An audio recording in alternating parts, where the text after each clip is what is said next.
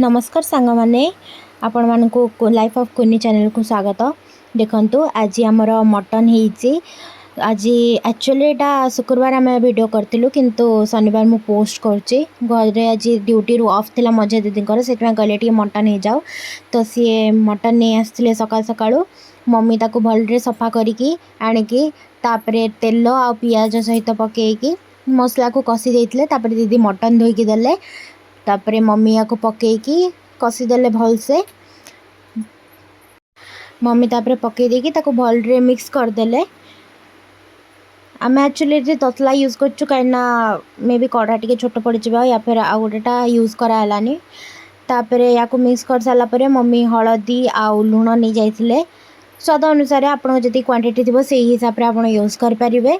या को पकई सारा पर से एकाथरे तरकारी मसला भी पकईदेले आ मटन मसला भी आधे पकईदेले। आम घरे प्राय मम्मी एमती ही करती एकाथरे पकई देकी मिक्स कर दियंती। आउ आज आम गोटे नुआ पेस्ट आनिलु जोड़ा दीदी आनी यूज करने एटा नुआटा यहाँ हूँ से पेस्ट जोटा कि आम न्यू ट्राए कलु किंतु यार टेस्ट एक्चुअली बहुत भल अच्छी।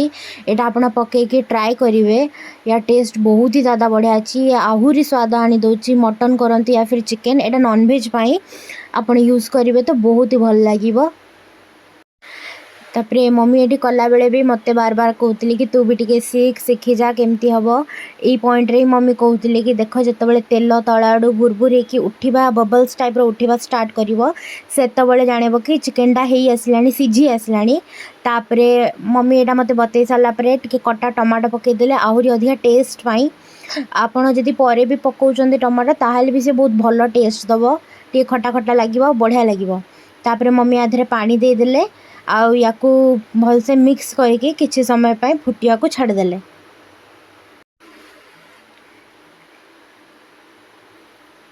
मु तो एक्चुअली जानी कि या केते समय पाई छाड़ती बाकी आपण मैंने से हिसाब से छाड़देवे।